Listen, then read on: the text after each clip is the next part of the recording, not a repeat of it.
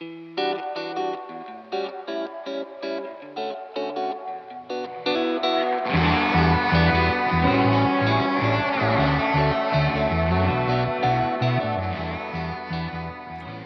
friends. Welcome to Bar of the Conference. I'm your host, Derek Scott III. In this episode, I'm speaking with Simon Osunlana. Simon is an elder in the Florida Conference. He was born, raised, and educated in Nigeria, where he began his ministry. He then spent some time in North Carolina before coming to Florida. Now, Simon and I have served on a few boards together, and we just returned from a trip to Israel, Palestine.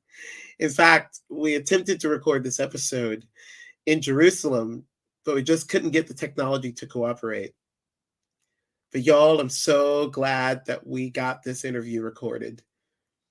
There is so much to learn, but Simon is one of the best teachers I know. Now, while Simon is not a General Conference delegate, he is a leader in the Florida Conference and a voice that I think all of us in the United Methodist Church need to listen to. So in this episode, Simon shares about growing up in Nigeria, serving churches in Florida, and he candidly offers his take on this current moment in our denomination and even gives us his thoughts on those who are seeking to divide the denomination. Simon speaks for Simon, but he also brings the gospel in this beautiful way. And y'all, he gets in a little bit of preaching too. I was challenged by this conversation, and I think you'll be stretched by it as well. So, as always, grab a notebook, a choice beverage, and enjoy this episode with Simon Osunlana.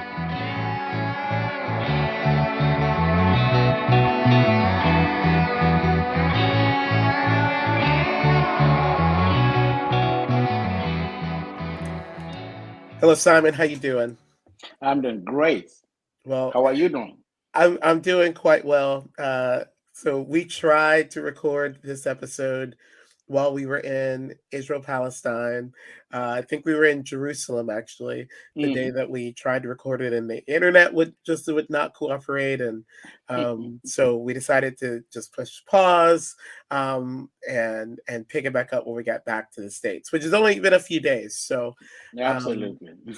but I'm pretty sure I said it last time, and I'll just reiterate it here. I just have deep respect for you, your story, your witness, your leadership, and I've been watching it for years as you've been moving throughout the Florida Conference in different leadership roles. Um, and cheered for you when we found out that you were going to become a district superintendent for the next appointment year. But then I got to spend a lot of time with you while we were in the Holy Land, and it just confirmed and like enhanced all the things that I thought about in your regard. And so I'm just really grateful that you're willing to come on this episode and speak to us. So um, I'd love for you to just tell us a little bit about growing up as a kid in Nigeria, um, in the Methodist Church of Nigeria. And actually, we should start there because you taught me something, and I want to make sure people get it. There is not just one Methodist presence in Nigeria. So could you help us get a sense of just Methodism in the country of Nigeria, real quick?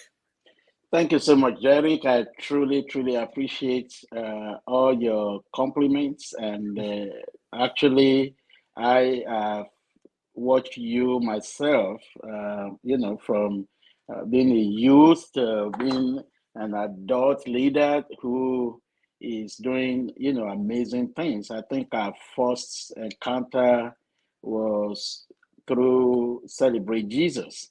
And you were much younger back then. It's been a minute. It's been a Yeah, minute. yeah. Yeah. And to see you now grow to become one of the key leaders in our conference, it's just amazing. And not just in the conference here, Florida, but throughout the connection. That's truly a testament to your faith, to your commitment to the Lord, and to your witness as as a leader. So thank you so much for having me on. Now, Well, thank you. back to Nigeria. Yeah. Growing up in Nigeria, I grew up in the Methodist Church, Nigeria. And as we've talked about it before, there are four types of Methodism in Nigeria. One is the Methodist Church Nigeria, which was introduced through the Methodist Church Britain. And Methodist Church Britain sent a missionary, um, Thomas Bach Freeman, in 1842. And that was the first successful missionary venture in Nigeria.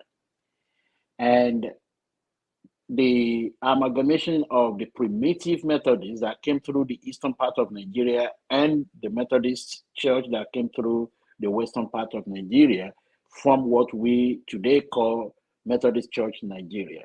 It's the largest Methodist presence in Nigeria. There is also the uh, African Methodist African Methodist Episcopal in Nigeria. There is also a little fragment of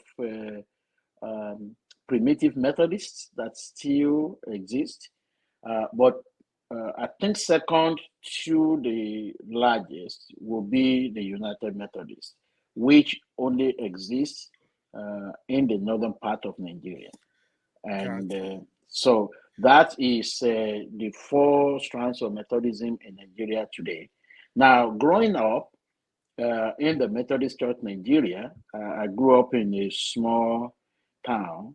And in this very small town, we went to church twice every single day, You were telling me seven about days a this, week. and Yeah. I was so captured by this idea. And you went to church every morning, and then also, Every morning by 6:30, we are gathered in the church for prayer, mm, and everybody, would go back home, have their breakfast. We went to school. Our parents went to whatever job they were doing. 7 p.m. every evening, everybody returned back to the church to give thanks to God for the successful day. And we did that every single day. On Sunday, we gather, worship at 10 a.m., and then we go back for evening service at 5 p.m. So, um, and there was no skipping church. even, even when I tried to, my dad would not let me skip church, wow, so because we have to remember whatever it is that whoever preached that day, preached on, we have to be able to rehearse part of those sermons yeah, while we are eating. If you don't, then there are consequences. gosh, man, so you were telling me about this, and I was so captured by this idea. And I grew up in a similar church context, not exactly the same. We weren't going twice a day, Hmm. but um, and so this is the kind of context where you were nurtured and you heard your call to ministry. Can you tell us a little bit about your call to ministry and how that was sort of inspired, encouraged in the spaces that you grew up in? Yeah, so when I was young, really, the last thing that was on my mind was becoming a clergy. Number one, I look at those clergy because the clergy in Nigeria, they wear what we call cassock. It's a white cassock, and they wear that every time I see them, and I thought that represent holiness, that they are so holy that I just can't see myself that pure, that holy, and be in the same robe with them. So that was not even on my mind. I remember that every pastor that comes into a little town, the first food they eat was going to be from my mom. And my mom cooked for every single one of them. Not she wasn't cooking for them because she was getting paid. No, she was just uh, she just believed you need to do that for men or women of God. When they're going, um, if whatever my dad has on the farm, they going with it, back to wherever they have come from. So in my home, I grew up knowing that they take care of pastors, and but for me to be a pastor was just not something that was ever on my mind. I wanted to be a medical doctor, and I went to the system that we had back then. Is you are logged in as you graduate from high school. You log into, if you want to go to the university to become a medical doctor, you go through the medical line. You want to be a lawyer, you go to pre-law. If you want to go, so different routes. And the principal of my school had about 7 or 8 of us that he will put extra effort at training and coaching and mathematics and physics and chemistry, biology, and all those kind of things, so that we, according to him, he looked at us as the sign of success for his teaching career. And we graduated, and I was writing exams to get into the university, and the call was just very clear. Um, and something led to that actually, because the December of 1985, I went back to the small town where I grew up to have, you know, just good time with my dad and mom, because they only come to the city whenever they want to sell their products and something like that, but they stay mostly on the farm. And I went back, and a group came from our Methodist church, from the city. That was the church. That was my home church, and they came to have a weekend revival. I reluctantly went there with a friend of mine because I knew these people, and there was nothing else they want to preach that I, in my mind, that will be new to me. So, but because there was nothing else going on back in the day, there was no TV, there was nothing going on other than we play soccer, we do whatever, and then there was nothing to do that evening. So I told my friend, just let's go and sit in the church and listen to them. But that was what began the journey, new journey for me. And as this woman was, retelling the story of the birth of Christ, something struck in my soul that was totally different than what has ever happened before. And my friend was looking at me. I was totally quiet, and he said, "I hope you're not going to join one of these people." I said, no, no, no, no, no. But something was going on. And I went home that night. I couldn't go to bed. I was praying, find myself praying, really, truly praying for the first time. And it really continued. And I said, when I get back to town, I have to check these people out. I really didn't like them, but what I had tonight seems to start something new in me. And that was a new journey. That was a new experience. Wow. And so now I began to read the Bible, not only for to pass a school test, but I was now reading the Bible for purposes of meditation. Mm. And I started to dig into the Bible more and more and more and more. The more I read the Bible, the more I started to feel the presence of God. Mm. And now I started to hear God speak to me. I want you to go and teach people my word. I want you to be a preacher. And I started to doubt myself. All those childhood things, thinking, you're not good enough, you're not perfect enough. All those kind of things started to come back in real time. And then I spoke to some people and said, this is something strange. This is what I seem to be hearing in my head, and it's not leaving me. And they said, you don't, so you just knowing that? I said, what do you mean? They said, "Oh, we've seen the call of God on you. You can't run from it." Mm. So then I went to another, brother of mine who I know he was very close to the Lord, and he said, "Yeah, I've been knowing that for a long time. I just want you to get to know that yourself." I said, so then I went to the senior pastor of our church. I'm talking of at that time we had more than 3,000 people in worship. So to be able to get close to him was really even. But he adopted me. I became so close to him, and he told me, he said, "Trust me. The very first day I set my eye on you in the choir, I know that you are going to be a minister." And but all of those, to be honest with you, it didn't really confirm the whole thing for me. As I can continue to pray, and I served as the local pastor, then I went to the seminary. While I was in the seminary, then they invited me to come and preach at my home church. Like I told you, it's a large church. And we have this uh, pulpit that you have to climb up to the pulpit, and so you can see everybody. This you do have that. It's a mobile. I mean, what do you call it? It's a kind of stationary pulpit, Hmm. made out of marble, Oh and wow. uh, and then it's really really nice.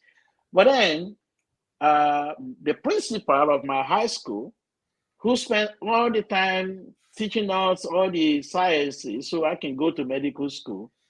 He was the only one human being I was so afraid I don't want to ever see him, because I thought I have wasted all his time. If Wow. I knew I Yeah. was going to read the Bible and just be a pastor, why did I waste this man's time? Hmm. So I said, well, I probably will never see him. He's a Baptist man, so I didn't think I would ever get to see him ever again. So, and that Sunday, as I climbed the pulpit, I locked eye with him straight on, and Wow. I was so nervous. I didn't even Hmm. know whether I was going to be able to preach, because I was so scared that he was going to be so disappointed in me. Hmm. But anyway, I saw him smiling and happy, and he was never someone who smiled like that. But anyway, I just decided, okay, I'm not going to look away from him. I'm going to preach this sermon, and I'm going to get down, which I did. But then I promised myself, as soon as the service is over, I'm going to run away, so he would never see me. But as I was trying to run away, for whatever reason, he had guessed where I would be escaping through. He was right there. And I turned right back, and he grabbed me, and he lifted me, and he said, "You made me proud. If I have not seen any one of you succeed that I hear you preach today, that is the joy of my career. That is the joy of my teaching career." And he was thanking me. I was thanking him. And I left the place saying, "Lord, now I know you actually called me because of this Wow. man." And so anyway, that long and short, that is Wow, this. Simon. That's the journey. That's wild. And I resonate so much with that story. Well, so you start out in the Methodist Church of Nigeria Mhm. and growing as a leader and a pastor in that space. And then you and your family set your sights towards the United States. Yeah. What got you from Nigeria to the States? Well, so the same city where I grew up, where I went to elementary school, went to high school, went to college, seminary, did the master's degree. The same place they offered me to start my PhD. And at the time I was applying for the PhD, then I applied to only one school in the United States, because it was something I just thought it's a good idea to try to study somewhere else. But then they offered me admission for to start my PhD in Nigeria, and they offered me admission at Wake Forest to do a Master of Divinity. And my one of my professors said, "If you are not dumb, you're not going to abandon a PhD to go for a Master of Divinity, would you?" I said, "I guess I'm dumb." Because that's exactly what I'm going to do. I'm going to abandon this PhD and I'm going to go there because I wanted a change of environment. I wanted a change of culture. I wanted to be immersed in a different culture, to see other parts of the world. Mm, And that at the time I was teaching in the seminary actually, and I was pastoring the church in the seminary, which is an ecumenical church. We have Methodist, we have Anglican, we have Baptist, we have different denominations that mhm. that are part of that, but majorly Methodist and Anglican. Yeah. And so I was the pastor there and have access to so many things, and it was out of a choice to say I want to see the other side of the world, Hmm. and I'm glad that I did because once I set my eye on the United States, I just love it. I mean, it's totally different. And Yeah. even now, to be honest, I'm grateful every single day because Nigeria has gone from what it used to be, where at least you have a hope, you have, job, you have the way it is right now is in a very, very bad shape. Hmm. And to be able to raise my children here in the United States, to be able to, do ministry here and be able to travel different parts of the world Hmm. to, be able to afford that and preach and visit churches and hold revivals in Hmm. different parts of the world. I wouldn't have been able to do that if I were to be in Nigeria. Yeah. That is the God truth, Wow. and so. But it was initially, out of curiosity, I want to see what is on the other side of the ocean. I want to go some other places. I don't just want to live my life in this one place. I just want to see the world, Hmm. and it turned out to be a place where God will really truly bless me. And when I came and came to Florida and they Well, let's invited not. me to. Yeah, let's not get to Florida just yet. Let's Mhm, because I think there's some good stuff, and I'll just mhm. say I'm grateful that you came to the United States. I think many of us are grateful that you came to the U.S. Thank you. And do I understand it correctly? It's when you were here at Wake Forest that you began to began your involvement, I guess, with the United Methodist Church. Is that am I understanding that correctly? That's actually correct. Yeah. So, of course, we had some missionaries that came to Nigeria, and I have friendship with them. But we had ministries together in Nigeria, but that was it. I really did not know anything about United Methodist until I got to Wake Forest, and then I started to explore, different churches and pastors, and just make myself. Available and preach in various, United Methodist churches, which Hmm. was truly, truly, a blessing. Yeah. So from North Carolina, you get to Florida. How does the journey bring you down to the great state, the great it state of Florida? is really, truly a journey. So I was actually sharing this story with a friend last night. Um, One of the things that I've never done in my life was clinical pastoral education. And when I heard about it totally fascinated me. And I applied in North Carolina Baptist Hospital. And they were wanting me to do it for a whole semester, the first unit. So I decided no. because at the time, I had to work. I was a student, and it was just too much for me to carry. And I thought, well, maybe I won't be able to ever do this. And I saw the one of the supervisors for the program, who is also he was one of the adjunct professor at Wake Forest, Dr. Jensen. And so he told me, he said, Simon, we want you in this program, and we know that finance will be a challenge for you, so we've been able to find scholarship for you. And instead of doing it throughout the semester, you can do it during the summer. How about that? I said, thank you very much. Now, what he didn't know that my plan, that was my last summer.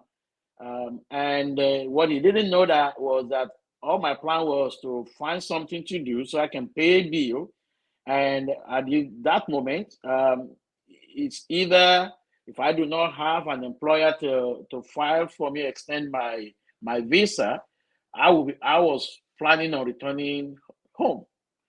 And but I have my visa that extended through to the end of summer.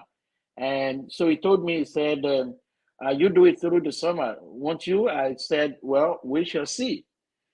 Well, I share with an adopted parent, and the only reason why they are not my actual parents is because our skin color is totally different. But so we just talk one day, and it wasn't much of a big talk. And probably I've mentioned to them that this was a program I intended to do in the summer, but I probably won't do it. Uh, so then I graduated from Wake Forest, and that's following summer. Um, Dr. Jensen was writing me, calling me, and I almost finally said to him, I'm sorry, I won't come. And then my adopted dad said, so what are you planning to do this summer? I said, I'm going to find, do the work, the job that I'm doing and get some money because I don't know what next. And so he said, but you told me about something you were going to do at Baptist. I said, don't forget about that one because that will require some money. Anyway, he and his wife, they said, well, calculate all that you would have made, every expenses that you will need to make throughout the summer, and we pay you so you can attend that program. And that's what they did. So I finished that first unit, and then I applied for residency. Everywhere I applied to rejected me, except one place. That one place was in Washington, D.C. And they held on and held on and held on. And on the last day, they finally wrote me. And I thought everything was really going great with that. They finally wrote me to say, no, we have already gotten somebody else to fill that position. I mean, it is totally related to immigration because at that time, a lot of people were afraid to get into immigration to help anybody. So I was totally devastated. I honestly didn't want to cry in front of my wife and children. I got in my car, drove behind the apartment. It was like a 1 minute thing. I could walk it, but I wanted a private place where I could cry, really. So I went in there into my car and I cried and I prayed to God. And I said, so number one, it's terrible when you feel rejected. Every place where I applied to rejected me. And so what is it? Is there something wrong with me? Is this I just prayed to God, and then I had peace after I've emptied my mind to God. I came back home. As I was getting back into my apartment, opening the front door and setting my foot inside the apartment, my landline phone rang. And I was debating whether I should pick the phone or not because I was really um, honestly depressed. I didn't want to talk to anybody. And my wife said, well, maybe you need to answer that phone and see. So I reached out to it and I picked the phone, and it was uh, the director of the program, uh, Orlando, at Florida Hospital, now called the Adventist Health. So he called and he said, this is Wes. And I was thinking, so why are you calling me? You already rejected me, you know? And he said, is that Simon? I said, yeah, this is Simon. He said, are you still available? I said, what do you mean? He said, I just dropped the phone with somebody who just stepped out of that program right now. And you are next on my uh, list, and I want to reach out to you. Are you still available? I said, yes. And he said, so when can you come? I said, tomorrow. I didn't even know where Florida was. I've never been to Florida. I said, yes. He said, oh, are you available? You're available? You can come tomorrow? I said, no, not tomorrow. So now I decided, to plan my journey. So I came down to Florida, and that was really how I ended up in Florida. And while I was in Florida at the Florida Hospital, now Adventist Health, doing my CPE residency, um, I was attending, my wife and I were attending Community United Methodist Church in Castleberry, and Nick Thompson was the senior pastor there. We became a really good friend. And he said, I've got to introduce you to superintendent. He had me preach for him a few times, and he said, I think the superintendent ought to know you. So I just got a call one day, and that was Jeff Stiggins, and he invited me to his office. And then the second time he said, can you bring your resume? Let me just take a look. I say, I'm not really looking for anything, just to be part of the conference, that's all. And when he looked at it, he said, oh, you know what? I have to share this with the conference office. So, so then I got a call from Chuck Weaver, and Chuck was like, "Oh, Simon, we truly need you here." I said, "Well, Chuck, thank you so much. I need a home myself." And then United Methodist Church in Florida became home for me. And when I was, he was like, when finally they were going to appoint me to a church, which I was very reluctant because I was working full time for Vitas at the time. Everything seems to be going well, and in fact, I just bought a new house. The day I closed on that house, then Jeff Stiggin called me from the appointed cabinet and said the bishop wants you to serve a church in Fort Lauderdale. I said, I don't even ever know where Fort Lauderdale or anything is, but apparently not. So, well, anyway, that was my journey into Florida and Mm, into the United Methodist Church in Florida. It's and I need to say this that I'm here today. My wife, my children, we are all doing great things, and we are very happy. And the credit I give to God that God has made use of the Methodist Church, the United Methodist Church in Florida Conference to truly be a blessing because at the time, you have to have somebody to sponsor your immigration mm-hmm, process, mm-hmm, and the conference stood by me. Chuck Weaver will stay in the office till 4 5 p.m. just to attend to folks from Homeland Security wow, who are trying to get to know whether this individual is somebody. I mean, he gave everything to it, hmm, and I just couldn't be any more grateful for what the United Methodist Church has meant for me and represented in my life and for my family. So I have to really say that, to be honest with you, because I think people need to know that this conference is, has done a lot of good Hmm. for a lot of people. Wow. Oh, that whole arc, just your journey and which doors are opening up and the doors that Mm, close mhm, unexpectedly, and yet experiencing God's leadership in your life and just even where you are now, mm, and just that you've served here in our conference.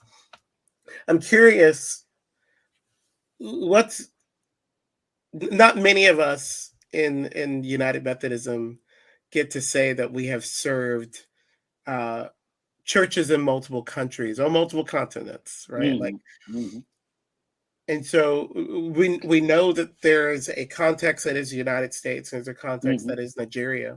mhm, I'm curious, not to like really compare them, but I'm wondering what's really great about being here, and I think you said a lot about that. mhm. But what's maybe hard about being in the United States and being in ministry in this context, as opposed to when you were in Nigeria? Well, I think it's ministry here in the United States is a little different than most other places, especially uh, from Nigeria and many African countries. Um, Ministry in Nigeria and in most of the African countries, you have a lot of people that are actually seeking the Lord.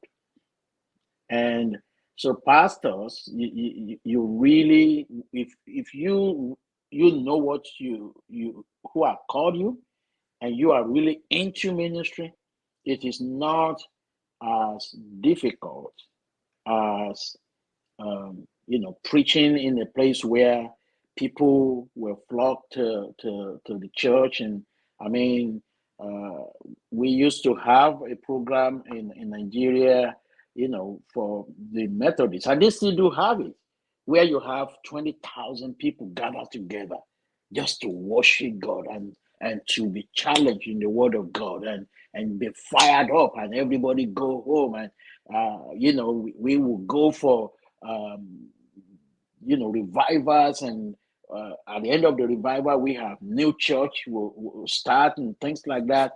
Wow. It is difficult here. Hmm. It Hmm. is really difficult here. Here, you almost have to beg people to come to church. Yeah. Uh, and when they come to church, if the sermon is too hard, people say, "Well, don't I don't want to." I don't want to do that because you almost have to just kind of be gentle. The it's totally different, in Yeah. that regard, and I think also is because of the wealth of this Hmm. country. It really limits uh, how much dependence that people have on God. Hmm. Because if I already have everything I need, so what is prayer? So what is Hmm. faith? So what is, but you see in a place where people don't even know where the next meal will come from, Hmm. they trust God. Yeah. Where people are sick and they don't know whether they're going to be able to pay hospital bill, they trust God. Hmm. It's thank God for the affluence of this country. I'm really grateful for it, but but at the same time, ministry is totally different. Yeah. Wow. That's such a huge point. Both just thinking about what gets people in the door Hmm. of a church and the differences in the context, but I think also as we think about the United Methodist Church, our Hmm. global movement of United Methodist. Hmm. And sometimes I will say to people, you'll never walk into the same Methodist church twice. You'll never meet the same Methodist twice. I think that really is important as we think about our connection to those who are outside of the United States. Mm, And literally, the things that get United Methodists in the door in the United States are vastly different for what gets United Methodists in Nigeria through the door. absolutely Um, true. so, with that, you have served in spaces that are predominantly Black, and Hmm. I would say Black American, Hmm. African American, Hmm. and also you've served in some contexts that are predominantly White American. Hmm. Hmm. What's that been like for you, sir? In these different, again, different contexts and Yeah. different things get people through the door, and there's definitely an affluence conversation Hmm. between churches with predominantly African American membership versus churches with predominantly white memberships. What's that been like in here in the States, specifically here in Florida for you in these different church contexts? So, well, that's a very good question, and it, let me begin by saying that I see all human beings as the same. In fact, that is the same mentality that really uh, served me well to accept the first appointment here in the United States. Is I recognize the fact that human beings are human beings everywhere. Human beings are the same. In fact, I go as far as arguing that people talk about black race or white race. I think those, if we ever even think through stuff like that, it's like we are perpetuating the evil that was started few years ago. In when I say few years ago, I just mean that we know when all of these things, there is the historical data for when all of these things started, because there is only one race, there is only one human race, and human beings are the same. So now, having said that, contexts are different. I served a predominantly black church where when I was going there were levels of suspicion. We don't know whether we're going to understand him. He's from Nigeria. We don't know Wow. whether what the culture is going to be like. Uh, the exposure to Africa for so many of people are limited to whatever they have watched on TV because they don't travel that much. I met Hmm. quite some people that have never traveled out of their zip code, Hmm. so it's difficult for people to really appreciate somebody coming from a totally different country sometimes Yeah. because they don't know what it looks like there. And but then it didn't take long. It Hmm. really didn't take long at all. And when they were telling me, we didn't know whether you eat regular food like other human beings. We Oh, don't know whether you go. oh so no. so so so those things became a joke that we just have fun with it, Hmm. and it really we became family Hmm. because I began to respect the black culture Hmm. here in America, which, by the way, some of it are similar to how I grew up. Yeah. Yeah. And there are stories from white culture that actually look like what the story I could share from me growing up. Hmm. So sometimes the more we think we are different, in fact, sometimes we are the same. Yeah. And um, but there is the difference in personal experience and how some people have received me in a predominantly white space, different from the way I was received in a predominantly black space. And that's just a fact. And that's a Hmm. fact of the place where this country has been. It was bad to the point that one time I had to, because when I first came to where I'm serving, which is a predominantly white context, I felt really truly welcomed. I felt truly, part of. But then individuals that are starting to approach me in a different way. Um, I had to speak to one man because he came into my office, ordering me around, talking to me like a little boy, and just wasn't showing me any respect at all. It got so bad that I was just listening to him. I didn't want to, say anything to stir up any trouble. So after he said everything, and I thought, no, I don't think I should just let him go without me having to address this issue.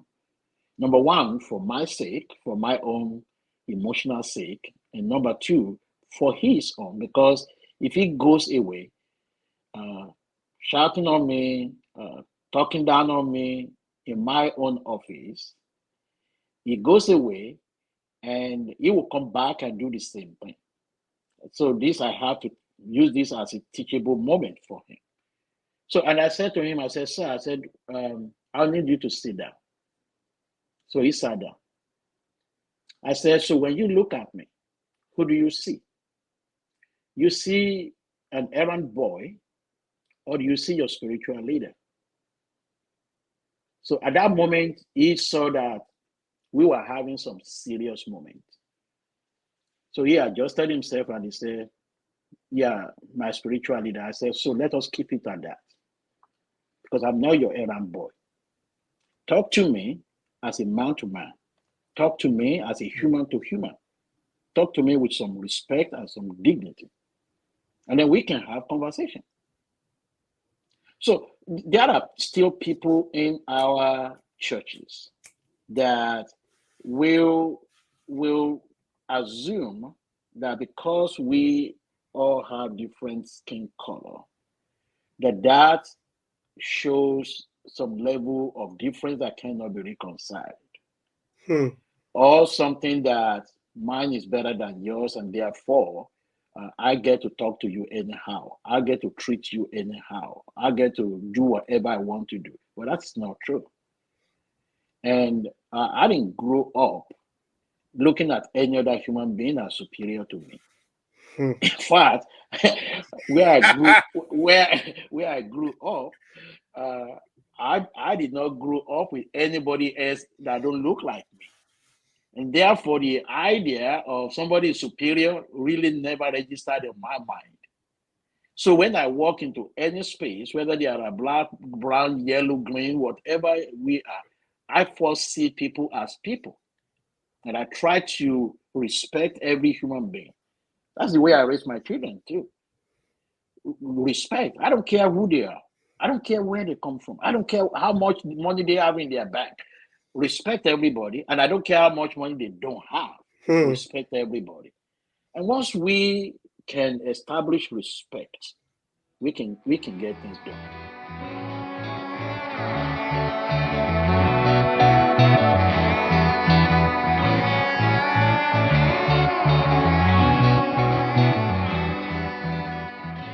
So, Simon, the last few years in the United Methodist Church have been definitely not normal.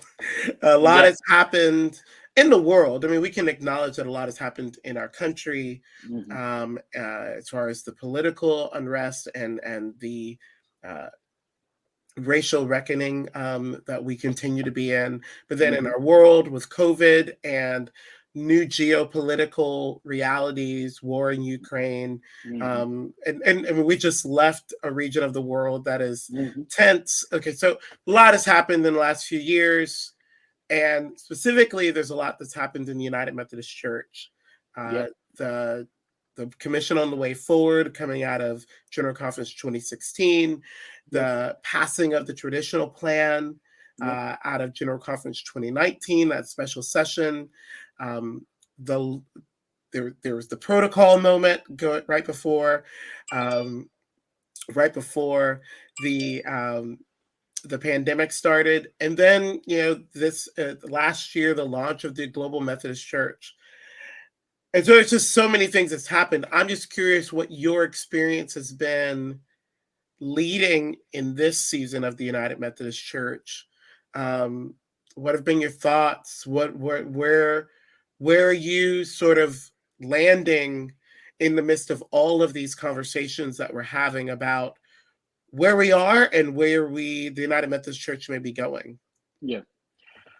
Well, you're right. Yeah, a lot has happened. In the middle of all that is COVID that has created all kind of um, unsettling feeling for a lot of people, and churches having to deal with that. And but let's really talk about the heart of the problem that we have, or the issue that we have as United Methodist Church right now.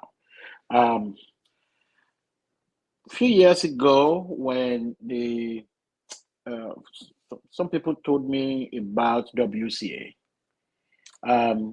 my thought at the time was because we call it Wesleyan Covenant Association. My thought at the time was this was going to be, like an evangelical arm of the church where we can, you know, really bring back the Wesleyan holiness movement, where we can actually do a lot of good in the world, where we can, the spiritual temperature in the United Methodist Church can be raised. That was really what interested me. But I soon discovered that this was not only about spirituality, this was more about the issue of sexuality, number one, and number two, even in my recent opinion, it has really morphed into something totally different. Because as I see people fight over property, as I see people fight, take the other another Christian to court, uh, I think it has morphed into something different. Um, my where I stand personally is regardless of where people are on the issue of homosexuality. I think at the heart of all this conversation are human beings that, like me, um, want to be happy. Human beings like me who want to live their life to the fullest. Just like Jesus said that I come to uh, give you life and life more abundantly. And where people cannot live the fullness of their life, I don't understand how that will honor and glorify God. Now, I believe that when Jesus was living, Jesus commissioned the believers and he said, "Go and be witnesses of me." Witnesses are not judges. And people want to sit on the judgment bench Hmm. to determine who goes to heaven, who goes to hell. Hmm. And that is not our job, really. Hmm. Our job is to be witnesses. Our job is to tell, and the witness in the law court, you don't tell other people's story. You tell your own story. You tell what you have seen, what you have heard, what you have tasted, what you have touched, what you have experienced. That's exactly how John, uh, the disciple, and Peter, in both of their books, that's how they describe their experience. What we have seen, what we have touched, what we have witnessed, what we have experienced. That is what I bring to you. All Hmm. right. So it is not to we engage this deep theological divide as if this is the first time in Christian history where we have theological um, division. Mm-hmm. And if we have not learned anything from the past, then we've not learned anything. Hmm.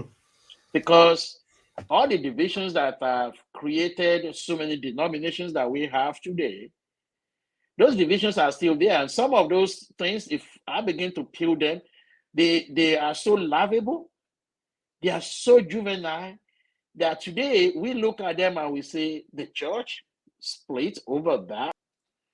The same kind of thing is happening now. They start to talk about, we the issue of marriage and stuff like that. United Methodist Church says we all we want is to have a big thing. Nobody's going to force you against your conscience to do anything. To me, that is a more reasonable and measured approach. Yeah.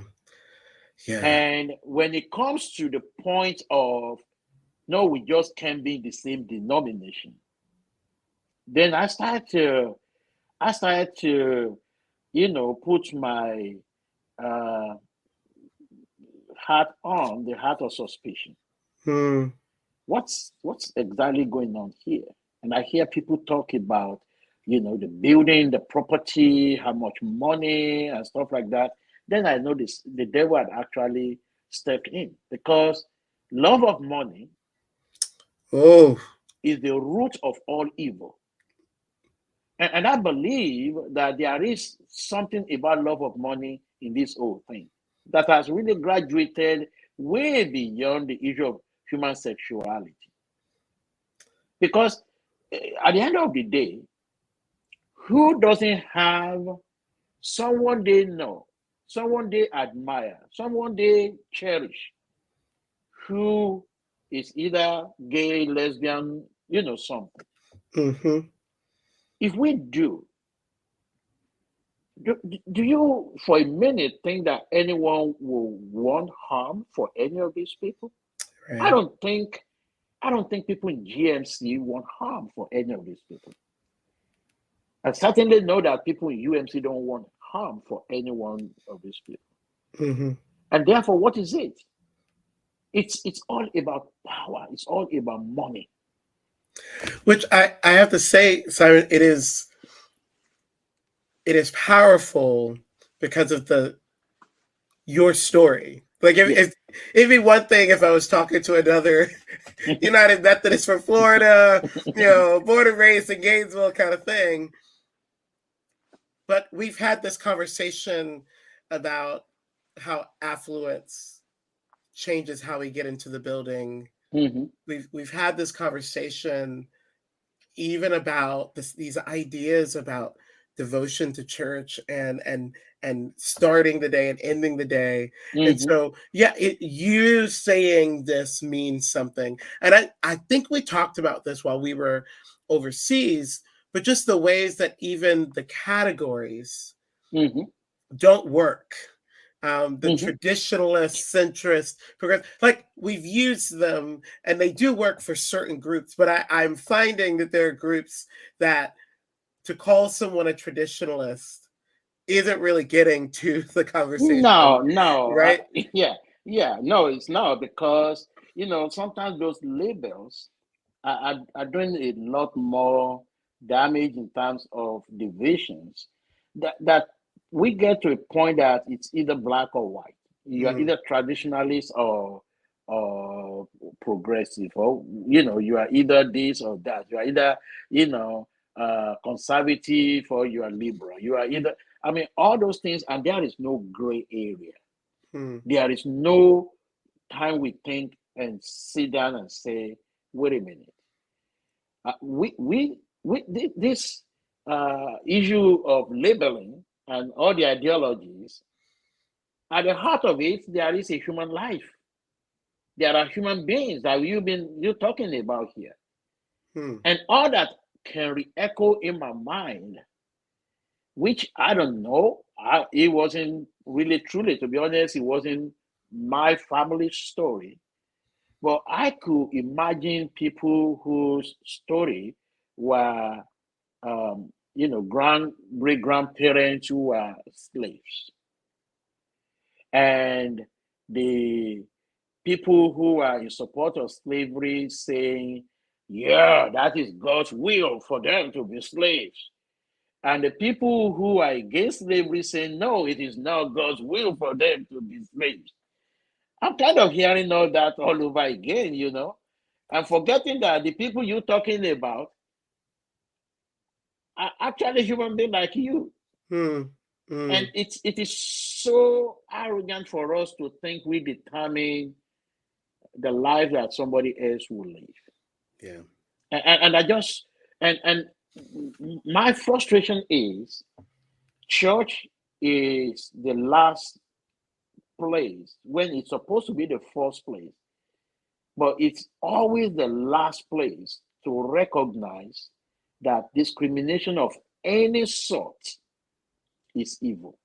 Hmm.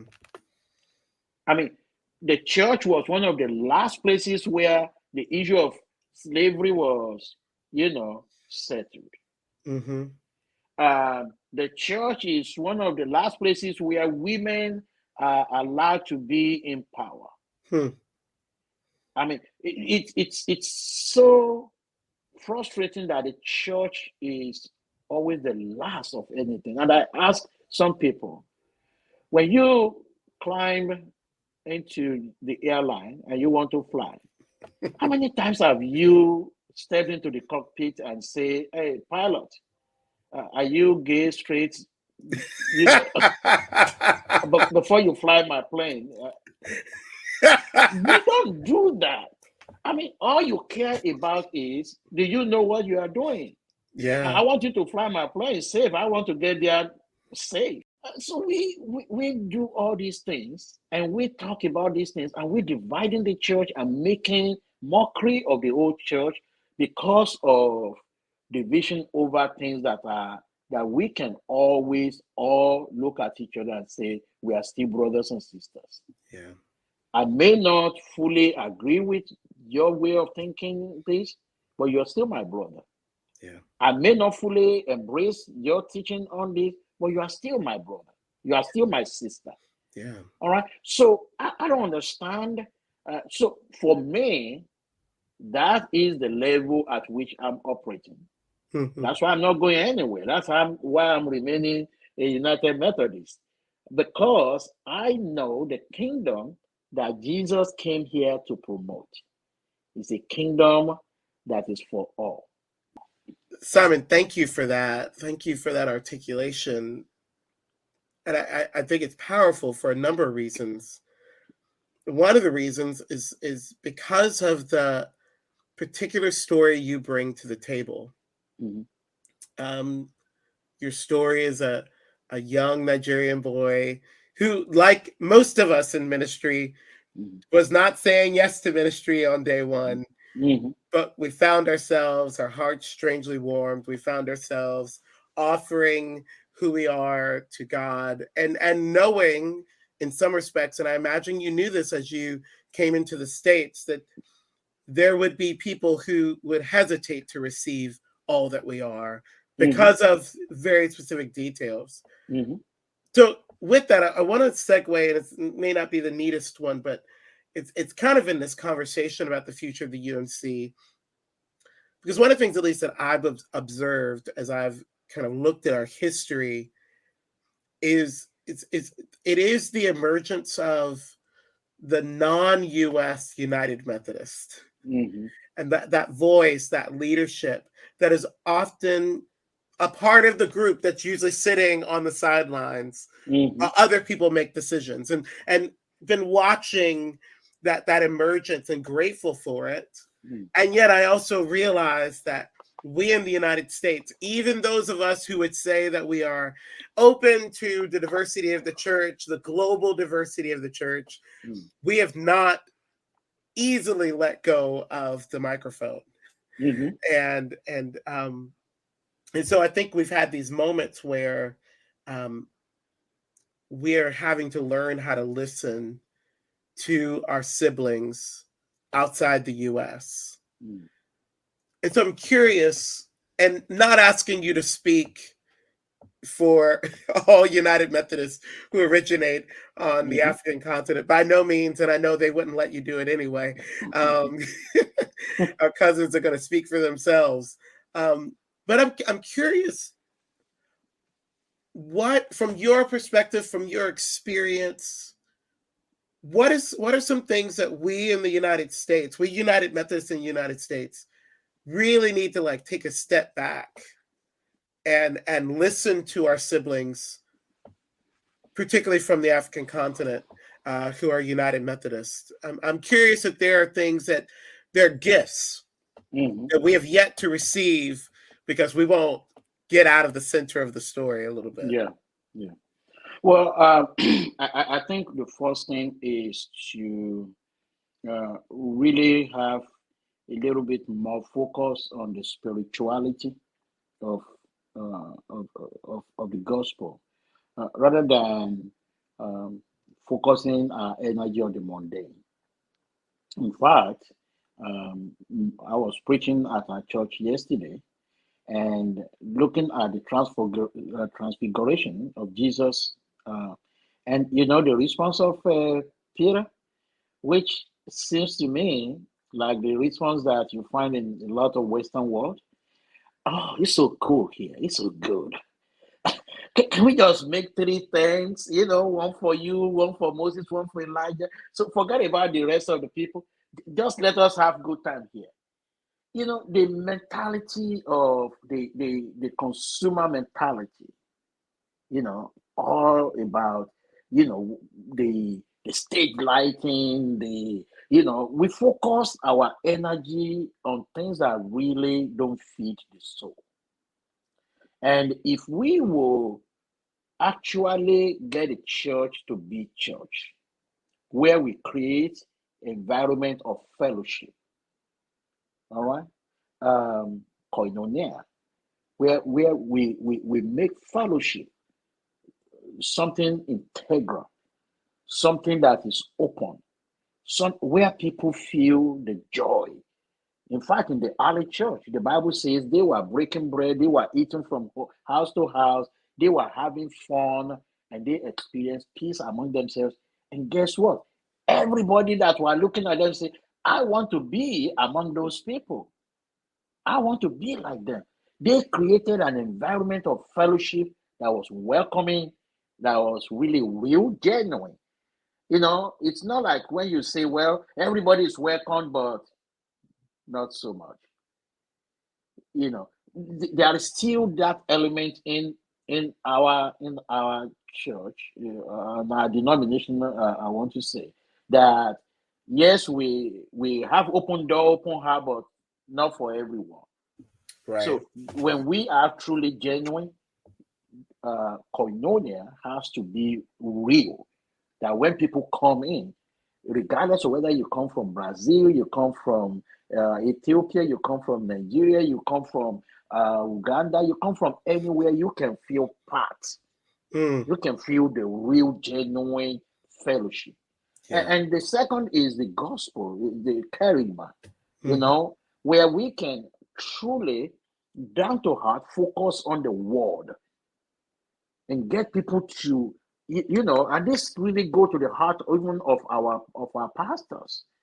There are a lot of different types of preaching that people espouse, and we have a lot of biblical illiterates in our denomination, that people don't know the Bible. Yeah. Why? Because the preacher, we subscribe to this form of preaching where you use one scripture, and that one scripture you barely even read it, and you just talk for 20-25 minutes, and people say, oh, that was good. But you call them and say, what did he say? They don't know. It was just good. Hmm. And you open to Third John, somebody asks what somebody asks, sometimes we say, how many Johns do you have in the Bible? So open to Third John, they don't know where it is. Hmm. Children, we're raising children that don't even know. When you talk of Jeremiah, they say, oh, is that one of the celebrities? I can't remember. They don't even know it's in the Bible. Yeah. And so our preaching must really focus people back into the word of God, because the written word is pointing us to the living word. Mm-hmm. And until we begin to focus, our preaching is really, a lot of people are going into other churches where they're doing exactly what I'm talking about. Right. Okay. And the third thing is our service, which we have been really good at. We are actually much better than the only church that I can say um, can compete in that will be Catholic. Yeah. Yeah. Other than that, United Methodist, in terms of diaconia, in terms of service, we've put a lot of our energy in that. That's good. Don't relent. Continue to do the service, but then the way we preach the gospel.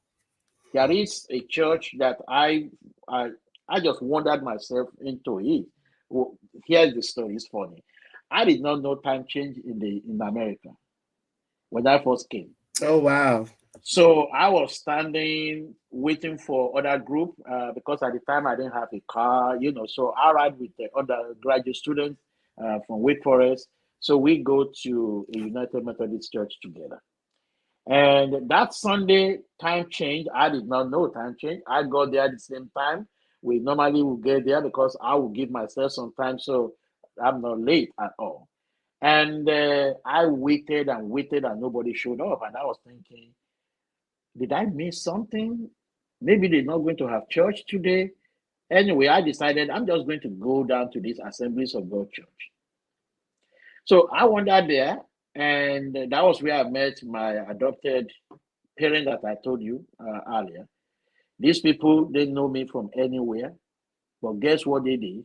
They invited me to sit with them. The United Methodist Church that I went in my first experience, nobody sat beside me. Even when it was cold, really chilly, and for somebody coming from Nigeria, I never knew it was going to get that cold. And Yeah. I walked almost 2 miles to the church. Hmm. And I asked the pastor, can somebody give me a ride? And right in front of me, people were rejecting me. And the honest truth is this: I was the only black thing in that church. Wow. Yet nobody could give me a ride just to my apartment. And I'm thinking, if anyone is going that direction, what would take you? I've been doing that for years, even as a pastor in Nigeria, when I have foreigners come in. Mm-hmm. And he asked the first couple, they rejected me. The second couple rejected me. I didn't wait for the third one because it was just looking like everybody was just into their own world, and and then I remember nobody even wanted to sit on the same pew with me in the church. Hmm. I got to these Assemblies of God. The first time I got this couple saw me, they drove erratically so they can get to me first. Mm. And they invited me to sit and sandwich me in between the two of them. And guess what? They immediately introduced me to the pastor who I have never ever met in my entire life. But he, in front of almost 5,000 people, took time to introduce me as a pastor from Nigeria and asked me to pray for him before he preached. How about that? Wow. And you look in that church, there were more than 60 different countries represented in that church Hmm. because they find fellowship there. So I think a lot of our local churches need retraining Hmm. to know how to welcome people from the Caribbean, people from all over, because we cannot assume that people's minds are closed. Yes, we have churches disaffiliating. Well, what I don't think is a good thing for churches to be disaffiliating. The truth is, I don't have power to stop that. All right. But what I can encourage is for those churches that that are standing strong to say, you know what, we want to represent Christ. We want to really just be a witness for the kingdom. I think we need to a rethinking, a reorientation, so that we know that our church is not just our church. Our church is our church. It's for church for all nations, for all people, for all cultures. And when they come, don't let them just sit in the back. When you treat people like people, they will be part of the ministry. They will do, what God has called us to do. So if I have anything for the future of the United Methodist Church, I think we have a chance now to be church, to be church, to really focus on creating a sweet, welcoming fellowship for all people, and to focus our energy on preaching the good news of Jesus Christ and really reorienting our people to take the Bible seriously, to focus on the Word of God and continue, what we have already been doing in terms of service. I think if we can focus on those, we have a bright future. I honestly feel energized about the future of United Methodists. Crazy to say something like that, right? But I am honestly very energized by the future of the United Methodist Church. Simon, I can't thank you enough for just all that you've shared. So grateful, my friend. Thank you. Thank you, my brother. Thank you. We hope you enjoyed the episode. Bar of the Conference is produced by the team at Wesley's Revival, a ministry of Studio Wesley. Subscribe to this show on Apple, Spotify, Amazon, or Google platforms so you don't miss a single episode. Thanks for joining us, and see you next time.